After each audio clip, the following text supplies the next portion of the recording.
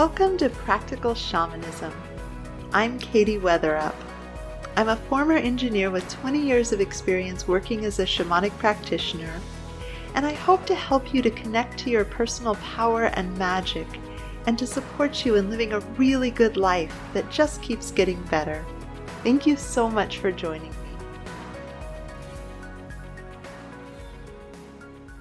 A number of the clients that I end up working with could be described as old souls, meaning that they've done the incarnation thing a number of times. And what's interesting and complicated is it doesn't necessarily mean that they're being way more successful. So sometimes people who have incarnated a bunch of times are really stuck in a particular area and have gotten really resourceful about finding ways to do an end run around having to actually solve the problem. And sometimes there's this amazing understanding of how to work with the world and move with economic systems and social systems and things like that. And these are people who are very able to write their own ticket. I believe some of the people who are bringing in the most amazing innovations that we have in our modern time are able to access spirit and the bigger picture and inspiration and then actualize things into the world. And whether they're accessing the collective human resourcefulness or spirit guides who know engineering really well, who knows? But there's this amazing ability and opportunity for people who have incarnated a number of times for what they want to create in this lifetime. One of the challenges is this notion is find your passion and then make your livelihood around it. And there are a lot of multi-passionate old souls who are good at a lot of things, who love a lot of things, who could turn their hand successfully to a lot of things. And the question of I could do a bunch of different things can come up, even if they're I think I want to have a healing type business, some kind of alternative healing business, but I don't really know what. And that person could simply be gifted in many different modalities. There could be a ton of ways that they could bring their unique gifts to the world using the loosely defined area of some modality or other. Incidentally, the counsel I usually give when someone's in that position is just keep engaging, keep learning, keep studying, because when you come across the thing that you love passionately above all others, you won't be asking the question that says, I'm not quite sure how to do this. And you can learn skills, you can offer healing in different modalities. And if you truly do love many different modalities and are good at them, you can just go with whatever one is easiest to get people to pay you money for, whatever there's most market in, whatever way that you're offering that modality. But for most of us, there's something like, for me, shamanism, I have a much deeper affinity than I did for Reiki. I studied a ton of different things early on my healing path, and the core of the soul retrieval work is so much more resonant. I could do so many different kinds of healing, but that one really speaks to me most profoundly. And as many of you know, before I was a shamanic practitioner, I got a degree in engineering.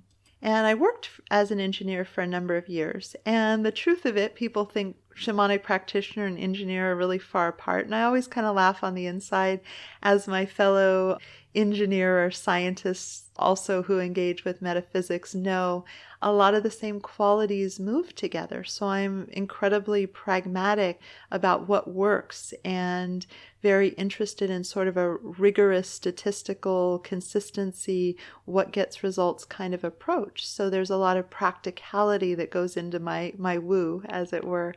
And so what's interesting about this is we can carry multiple archetypes. So whatever the archetype of the engineer legitimately lives inside of me. It's a big part of who I am. I'm constantly solving problems. In fact, sometimes when someone puts a problem in front of me, if I care about the person, I feel like a retriever breed of dog who's just seen a tennis ball thrown, but they're on a leash and they can't chase it. So I really have to wrangle myself, if it's appropriate, to just listen and give empathy. I want to solve the problem. I want to solve the problem. That's a really big part of me. And likewise, I have this profound archetype of the healer, and I have to provide it with adult supervision. Otherwise, I would never have a balanced life. I'd be, standing in line at the grocery store handing out advice for free. I would be staying on the phone with my clients way too long because I had something else to offer. I'd be on Facebook, giving empathy and helping people out who were, having a difficult time. And while there's a lot of beauty in that, the sustainability of being able to pay my rent would not be served by that. So these are two archetypes that are really actualized in my life, and both of them at times need some adult supervision. The engineer, because sometimes problems aren't mine to solve. It's not the best use of my energy. It isn't even what would bring me closer or feel supportive to the person. Now, granted, if you call me up as a client, I am going to be empathetic to the struggle that you have, and genuinely and authentically. But if you don't want problem solving, please don't book a session. It wastes the very, very best of what I have to offer, which is to really help your destiny path go in the direction that you want it in life. And I have a lot of practical solutions and a lot of energetic interventions that are about moving that along. And my shamanic journey work is a lot of problem solving. You tell me what's not right in your life, and I go look at what's going on with your energy field and your guides and your team, and they're endlessly creative solutions to help you walk with protection and call in opportunities and help money flow differently, and all these really, really super cool things that I get to do. And I also have other archetypes that have shown up in my life. So one of the really interesting and complicated chapters of my journey was meeting this man with whom I had a ton of past life history.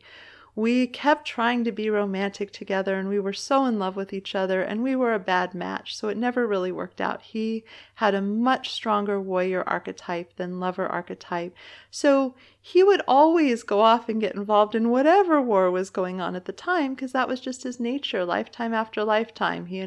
Oh, they're calling people to be on the crusades. Love you, sweetie, off I go. And I had this real pull. No, I'm in love with you. I want you to stay with me. I want you to be with me.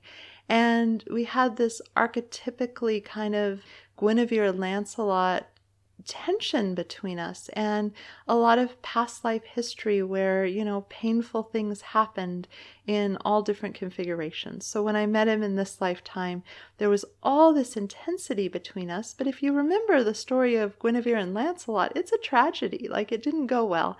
And I know it's a story, and I know it's a mythology that actually was introduced much later than the actual historical Camelot events. But the reason I think it caught on so profoundly is it is an archetypical type story, and people can find that energy in it. And I had a number of years of struggling with the intensity of profound feelings and profound love for someone who wasn't available to show up in my life in a way that would have worked for me. He was deeply ambivalent about connection and didn't want me to go away, but didn't want to show up all the way. And I had a really hard time stepping away, and we really didn't bring out the best in each other. There was a lot of intensity between us, but pragmatically speaking, I don't think we were all that good of a match.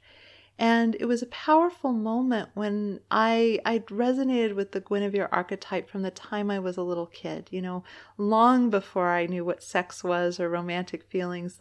The love and the tragedy all mixed and woven together with all that intensity just spoke to my young imagination from a really, really early age. And so then when I found that dynamic and it was flowing with another person, I was really compelled by it. And there was just a certain point that I got a little more grown up and mature and did a shamanic journey to put the Guinevere archetype that lived inside me onto a beautiful barge and send her out to the ocean. It was a release of saying, all right, I as a soul am breaking up with this archetype. I'm complete. I'm no longer going to use my adaptable energetic circuitry to run this archetype through me, because it doesn't make me happy. And in my life going forward, I just don't lean in. I just don't engage around the stories that have the tragic love and the feelings of that. And it's made me a lot happier and a lot more stable and a lot less dramatic, and it's been really good for me. what's interesting, I really saw this reflected in the United States. As I'm recording this, we're coming off of a very tumultuous chapter. So it's the end of January of 2021, and we've just passed into the inauguration of a new president. And we had on January 5th people breaking into the Capitol, and the Congress needing to be evacuated to a different location, big dramatic events after a genuinely tumultuous political cycle and all of that.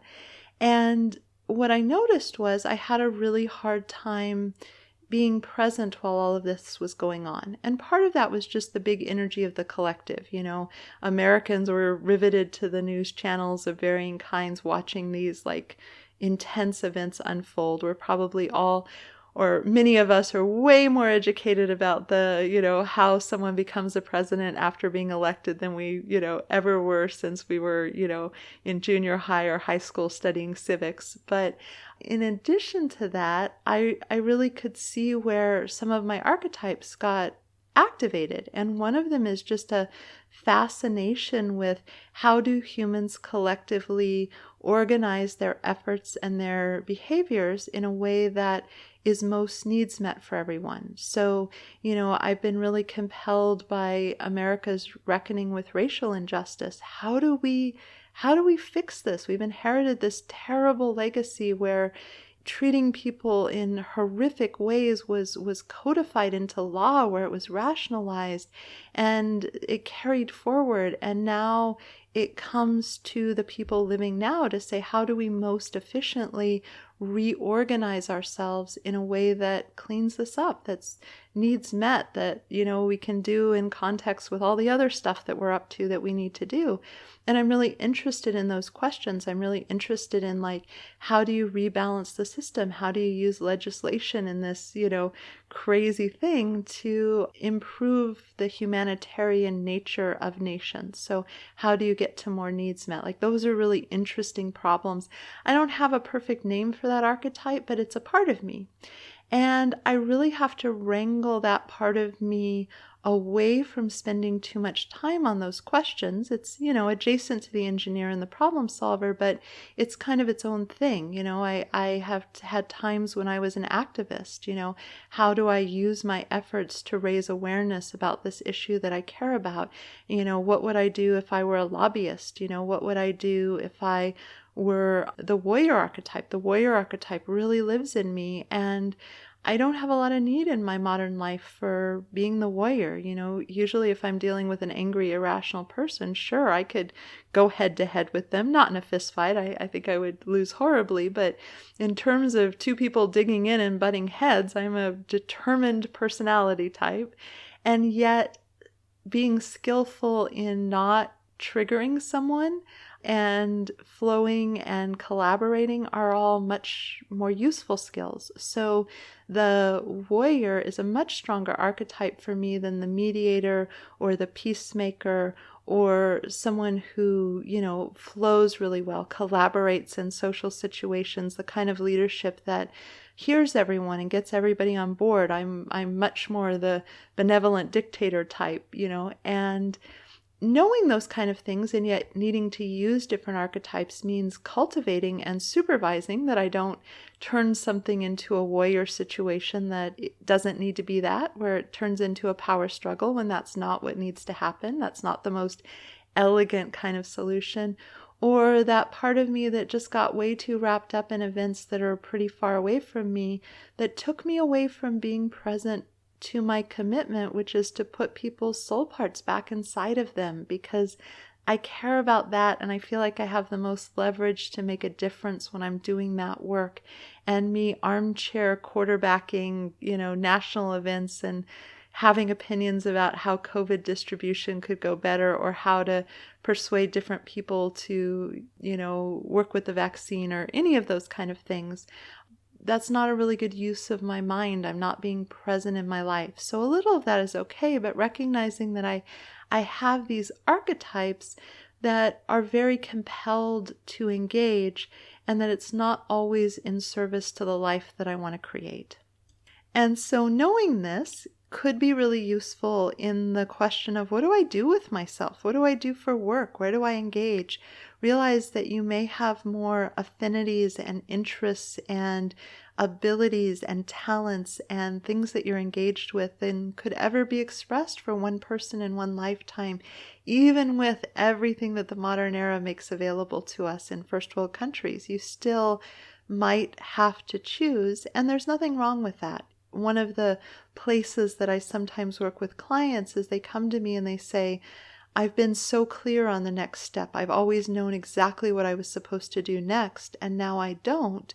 And when I journey, the guides say, well, you had some really important intentions about what you wanted to do with this incarnation, and you've done a great job. So now you're at choice. You can write your own ticket. You can do whatever you want. You can shift from having a goal and an agenda of a certain kind of healing or experience that you wanted to create into just experiencing being a human and choosing what you have an affinity for.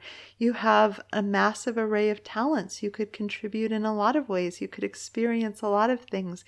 You could live in a lot of different places. You could do a lot of different kinds of work. And that's good news in the global sense, but it can leave you feeling a little disoriented if you've had that kind of rite of passage and shift in your life where you really genuinely need to choose from a human perspective rather than having a strong preference of choices coming from the soul level. And as I've been alluding to, we can all carry many different archetypes, and what's powerful about sort of looking back at our past lives, not that we need to do that, but is knowing that we had different times when we expressed different archetypes. So my incarnating as the spiritual leader for a community of people and being the guardian and holding them and protecting them and using my shamanic abilities to keep them safe and watch over them and tend the well-being of their souls and be an ear when they were struggling. Like, there was a lot of satisfaction in that, but as a modern entrepreneur who needs to run a business, I needed to decouple some of my loyalty and mama bear from the expression so that I could be in a balanced energy exchange, because the clients that I work with aren't coming into a lifetime relationship where they're going to make sure my electric bill is paid every month, but I'm going to be watching over the well-being of their soul. It is part of why I created my Patreon offer, so that I could mama bear and I could hold and I could watch over a group of people who chose that, which I really love. But separate from that, I really had to watch where I was, instead of being an ally, I was trying to be a space holder, be someone who cast the warmth and love of my protection and allyship over someone, where I became their conduit to the divine. And there's nothing wrong with that role. It's just outdated for the life I'm having in the modern era. And yet it made my soul really happy when I got to do that for people. But it becomes the wrong energy, the wrong expression for what I'm doing in this lifetime of running a business and having a concretized energy exchange that is in the moment. It's a specific, you pay me this and I do this for you. And even my Patreon has an open door. You know, you sign up 1 month and then you could leave the next if you so chose. And so there's just a different configuration. And many times we end up trying to sort of lean on what we enjoyed and had success with in a past life. So I know a lot of really beautiful, energetically sensitive people where some part of their soul just finds the modern world overstimulating and noisy and kind of misses the ashram experience of being in a limited, and very controlled kind of structure, but getting to just kind of do their spiritual life and not have to figure out how to go out and earn a living. And it can be really uncomfortable when we're on our growth edge. So, I meet people who have an amazing ability to connect to spirit or offer healing gifts, but using technology to create a website and a price list and market themselves effectively on social media, that's just a skill that they need to learn. And a lot of times for old souls for whom so much comes easily, when we really do have to be in growth mindset instead of fixed mindset where we're learning new things, we can end up feeling really resistant and vulnerable and kind of wanting to go back and play to our strengths, of which many of us have lots and lots of strengths and abilities. And yet, I think we miss out on something in the incarnation if we don't innovate, if we just iterate and redo a lifetime that we did before that was very fun and very satisfying, but doesn't have a growth edge, where we're not learning and growing and getting a chance to let some different archetypes come to the surface or play differently with each other. I don't think that the archetype of the healer and the archetype of the engineer have necessarily had the chance to dance together in this way in other lifetimes. And it means persuading the archetype of the warrior to take a back seat, and it means watching out for other things that arise. A good example of this is I've done some studying of Tantra and sacred sexuality, and I have a lot of past life wisdoms and knowings and gifts and things that bubble to the surface. And I certainly have the capacity to do healing around sacred sexuality. However, I've chosen not to because it's so complicated in the modern era. There's all this weird legality stuff that figures into it. There's all this weird people seeking experience when what I'd be interested in offering is healing. There's just a lot of complexity around it that would make it, in the way that the modern world is, not as joyful and not as elegant and smooth and properly seen and received in the way that my soul retrieval work is. That shows up a lot better. And yet it's kind of a weird thing to have this whole incredibly actualized soul level mastery around something that I just don't express very much out in the world. And there's an oddness to that, to be like, oh yeah, I have this whole set of gifts and abilities, and that's just going to sit over here because that's not what I'm doing in this lifetime. So I want to offer this again. It could give you some clarification if you're a multi-passionate person and, you've had the mythology of finding the one thing, and the one thing surely isn't showing up for you. And you're like, where's my one thing? You're like, well, there are a lot of them. And also from the standpoint of just knowing which archetype is running the show, because the joy of expressing our archetypes can be so alive for us that we can come out of nuance and situational awareness and what's actually called for, and we can run off in an expression that takes us out of being present with reality, with our lives, with the people that we're involved with our career success, because it's a little bit of a variation on that. If the only tool you have is a hammer, everything looks like a nail. People who have only been the warrior have a hard time finding other archetypical expressions. And so I want to offer this so that you can start to be curious. Those tests that they have you take where they're like, what's your Enneagram? I look at that and I'm like, wow, I really don't fall so heavily into one or the other. There are a number of these. There's some that just don't apply at all, but there are a number of these that really, really correspond. And it's different for different people. Some people find those systems massively helpful. The Kierkegaard types and all the different personality tests and things like that, they find it wildly helpful because they can really, really, really find themselves in it. They fall very strongly into a particular type, and knowing that, they know a good deal about what their strengths are and what their challenges are, and they can operate with that. But for many of us who straddle the line of all these different types, those aren't as helpful, because it's like, what day are you talking, and what situation, and who's around me, and what's happening can really define how we show up. My mom to this day tells the story of trying to get me to take one of those personality tests, and I think I was about 14 or 15, and I'm like, I just don't score right on those, Mom. They don't work for me. And she's like, oh, that's silly. Everybody scores. That's ridiculous. Come on, just take it. I'm like, all right, Mom, but it's not going to work out. So I diligently take the test, and she scores it. She's like, wow, you're right. You don't score properly. And, she just remembers that to this day. Of course, none of the, what will your career be tests had shamanic practitioner as an option, so you can see why it made it confusing. There were a lot of things I could have done, but I liked engineering. I had an affinity, and it was something people would pay me for really well. And so, being equally expressed in writing as well as math and science, I'm like, well, if people are going to pay me a lot more for math and science and I like it the same, why not go that direction? And it's something that I've never regretted. I'm much happier now doing what I do, but it was a genuine, authentic part of who I am and who I was at the time. And so I want to offer this if you're someone who finds that you're multifaceted, that you have a lot of different passions, that they're passions that seem like they would be very far apart. And also if you're someone who has some archetypes that really need some adult supervision. I probably would have done a lot better with the Guinevere archetype if I hadn't been so compelled by her that I kept bringing her to the surface. And so all of my spare time I was, reclining on couches, metaphorically speaking, and wallowing in the Guinevere vibe of passionate, intense, thwarted love.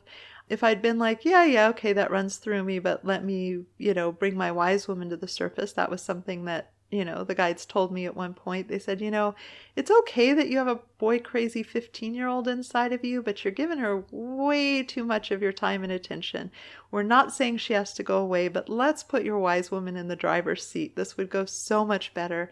And I could really see what they were talking about. So knowing which archetype you let be in the driver's seat and knowing when it needs adult supervision because it'll bully the other archetypes and it won't make space for the fullness. And at the same time, it tells you a lot about what you're going to enjoy and be engaged in. Because if I were asked to do a task or a function that did not speak to any of my archetypes, I'd probably be pretty bored and frustrated and disengaged. And so you have a lot more interest in working hard and engaging and being part of something if you work with your archetype.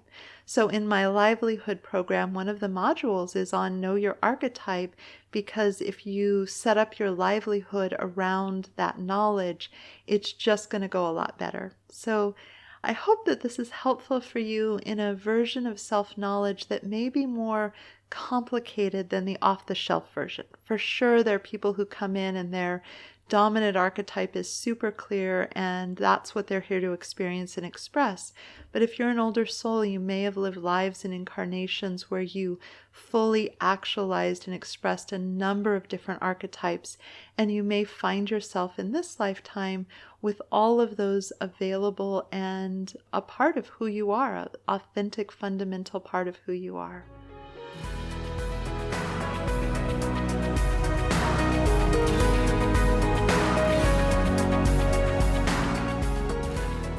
Thank you so much for joining me. To learn more about me and my work, please visit my website at handsoverheart.com. There you can join my mailing list for access to free bonus content in the members-only area. If you've enjoyed this, please consider subscribing and leaving a review. It would help me out a lot. Also, a special thank you to my patrons for your support. You offer me the time freedom to work on passion projects like this one.